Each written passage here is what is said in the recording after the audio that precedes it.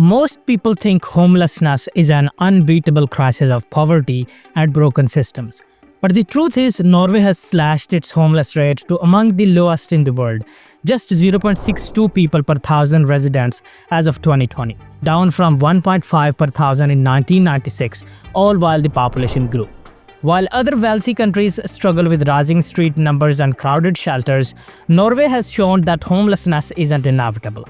Today we'll uncover how Norway transformed its approach through smart policies, long-term planning, and a bold belief that housing is a human right. Kindly hit the subscribe button. I upload every 72 hours. Over the past few decades, homelessness has often felt like an unsolvable global crisis. Back in 1996, Norway had about 6,200 homeless people, nearly 1.5 per thousand residents. But by 2020, that rate dropped to just 0.62 per thousand inhabitants, even as the population grew. This dramatic drop matters because many countries are still seeing homelessness rise as they struggle to provide affordable housing, cover rising eviction rates, and support people with complex needs. Norway's story matters not just within its own borders but around the world. On a global scale, homelessness remains massive and often invisible. The UN estimated some 100 million people were homeless worldwide back in 2005. Norway's success suggests that homelessness isn't inevitable. Even wealthy countries can face growing shelter crisis. Tackling it isn't just about housing, it's about fairness, dignity, and human rights. That's the tension we'll explore. On one hand, many nations are stuck in cycles of rising homelessness, eviction, and inequality. On the other hand, Norway shows that bold policies, accurate data, and long-term strategy can change the game. We are left with a question: how exactly did they pull it off? Now, what we stopped treating homelessness like a problem to manage and instead saw it as something we can end with the right mindset. Norway did exactly that by shifting toward a housing-led philosophy rather than asking if someone deserves a home. Policymakers simply made housing a priority and a right. They moved from a treatment-first mindset to one where homes come first, no strings attached. This radical reframing flipped the script. Giving people a stable place to live became the starting point for recovery, not the final reward. By seeing housing not as a commodity but as a human right and using that principle as a guiding compass for policy rather than a strict roadmap, Norway charted a far more humane and effective path. Now, let me give you some real-world examples. Norway launched several national programs to tackle homelessness head-on. It began with the first-ever homelessness survey in 1996 that revealed surprising numbers: around 6,200 people without a home, or 1.5 per thousand residents. That shocked policymakers into action. They tested a pilot called Project Homeless from 2001 to 2004 in the biggest cities, which led into Pathway to a Permanent Home between 2005 and 2007. This program set real goals, cutting eviction notices by half and actual evictions by 30%, while limiting temporary shelter stays and improving living conditions. Later, larger-scale programs like Housing for Welfare 2014 to 2020 and Everyone Needs a Safe Home 2021 to 2024 expanded housing support to other vulnerable groups. By 2020, the number of homeless people had dropped to about 3,325 or 0.62 per thousand residents, down from 1.5 per thousand in 1996. All of this happened while involving municipalities directly, ensuring programs fit local needs but aligned with the national goals. Across these changes, Norway shifted to a housing-led mindset, the idea that anyone in need should be offered housing right away without conditional barriers, and this approach played a huge role in reducing homelessness. The Housing Bank also played a critical role by providing loans, grants, and coordinating with local governments and NGOs. Finland offers a clear example of how this approach works in practice. It adopted a housing-first strategy starting around 2008 and has since seen long-term homelessness drop by about 35%. In Helsinki, rough sleeping has been almost completely eliminated. The Y Foundation converted shelters into permanent rental units and built new mixed housing developments using 250 million euros and adding 300 support staff. Economically, each person housed saves society roughly €15,000 per year thanks to reduced costs in healthcare, policing, and emergency services. Finland even aims to eliminate homelessness completely by 2027. The core of Norway's success lies in how it changed its approach to homelessness, shifting from temporary fixes to permanent solutions.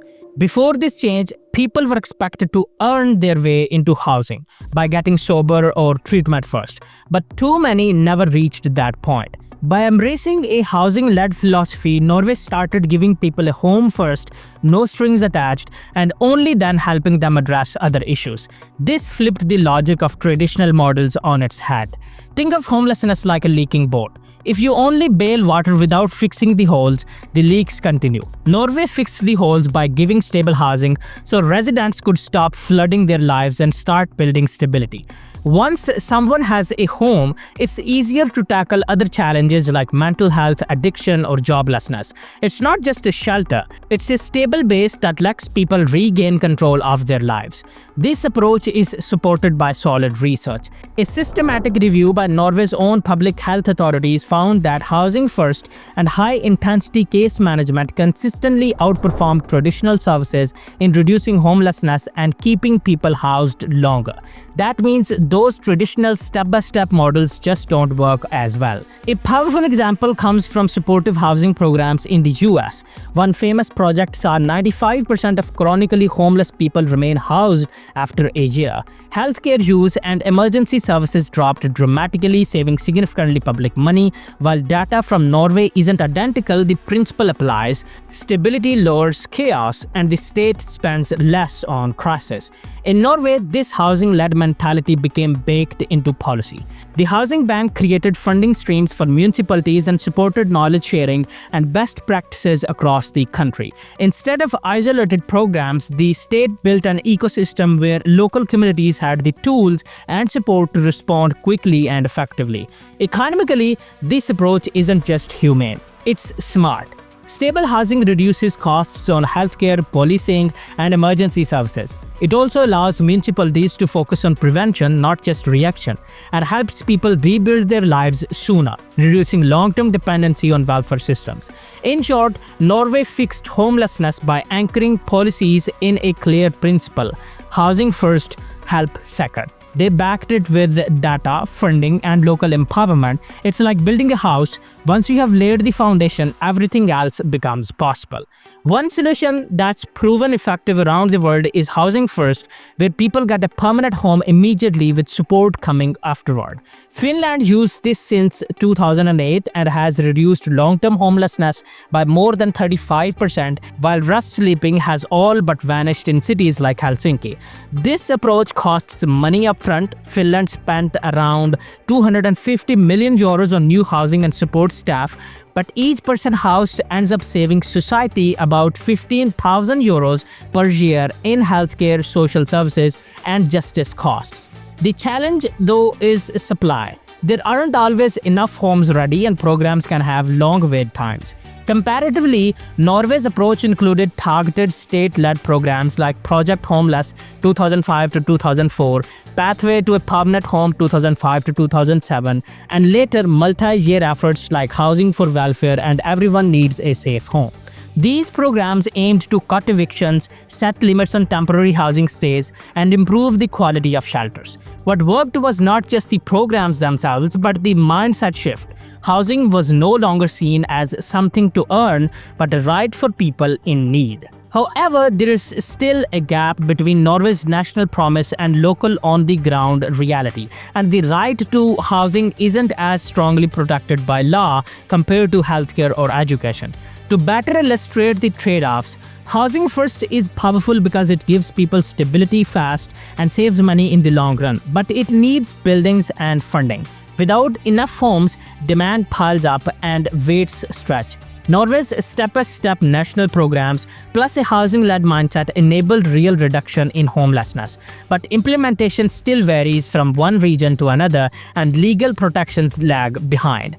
Another layer of this solution combines stable housing with wraparound support services, help with health, job training, bureaucracy, delivered after someone gets a home. Finland's model often converts shelters into small apartment buildings with on-site staff or arranges scattered apartments with support visiting. This ensures that having a home comes with a safety net. The downside is the extra cost and staffing required to offer this personalized help, but the payoff is fewer relapses into homelessness and lower long-term social costs. From a policy angle, bigger issues like public housing supply matter too. Helsinki controls 70% of its land and owns over 60,000 social housing units. It adds around 6,000 new homes each year and ensures mixed-income neighborhoods, which helps avoid stigma and segregation. But this level of control is rare. Other places struggle with limited building capacity or private sector resistance. In short, solutions that work include giving housing first, backing it with support services, and ensuring enough homes are available. The benefits are clear. People get stability, society saves money, and homelessness drops. The trade-offs include high upfront costs, the need for strong infrastructure, and political will to follow through across all regions. Blending these solutions carefully, combining speed, support, and supply is what made countries like Finland and Norway stand out in reducing homelessness. Even though approaches like Housing First have delivered real progress, we should remember that no solution is perfect. Even Norway, with its housing-led national strategy and strong political commitment, still faces challenges. While the number of homeless people dropped from around 6,200 in 1996 to about 3,325 in 2020, 0.62 per thousand residents, some gaps remain, especially because housing doesn't have the same legal protection as health or education, making it a somewhat shaky pillar in Norway's welfare system. On top of that, local implementation varies. Some municipalities struggle to fully adopt the national ideals or have limited resources to support the model. Critiques of Housing First also point out that while it works well for getting people into homes, it doesn't always fix deeper issues like mental illness, addiction, or social isolation. Some programs end up being housing only, offering a roof without the social and medical support needed for long-term stability. In the US, for instance, even with Housing First, outcomes around community integration and well-being have been mixed in some cities. Capacity is another big issue. Housing First only works if you actually have enough homes, trained staff, and funding for wraparound support. Without those, programs fall short or stall. In some regions, long wait lists or staff shortages delay placements, and not everyone in need gets served right away. Academic reviews in Nordic countries, including Norway, highlight a tension. The model often treats homelessness as an individual issue, something to fix with housing, rather than addressing structural problems like inequality, lack of affordable housing, or social exclusion. Unless those root causes are tackled, Housing First can only go so far. In simple terms, even with great tools like Housing First and strong national will, constraints like legal gaps, funding limits, and implementation gaps remain. To push toward zero homelessness, we'll need not just housing programs, but stronger legal protections for housing, more homes built, better support services, and broader social change. Complex problems call for thoughtful, multi-layered solutions, not quick fixes. So whether or not you thought homelessness was just a permanent crisis, Norway's story tells a different tale. With political will, accurate data, and housing-led policies, they cut their homeless rate from about 1.5 per thousand in 1996 to around 0.62 per thousand in 2020, even as the population grew. That shows homelessness isn't inevitable. It can be dramatically reduced when housing is treated not as a fallback, but as a basic right guided by long-term strategy. But there's a bigger lesson here. Housing alone isn't a silver bullet. To truly tackle homelessness, countries must pour energy into building enough homes, funding support services, ensuring local implementation stays strong, and reinforcing housing rights. Because even in Norway, housing remains a wobbly pillar of the welfare system without the firm legal protection of healthcare or education. If we don't act, the same gaps persist. So the urgency remains real, even in rich, stable nations. Here's a question for you. What if we applied Norway's Housing First mindset in your own country? What would change if housing became the starting point instead of an afterthought? Let me know in the comments below. And if you want to know how Norway eliminated its extreme poverty, then you can watch this video showing up on your screen. Thanks for watching, mate, and thanks for hitting the subscribe button.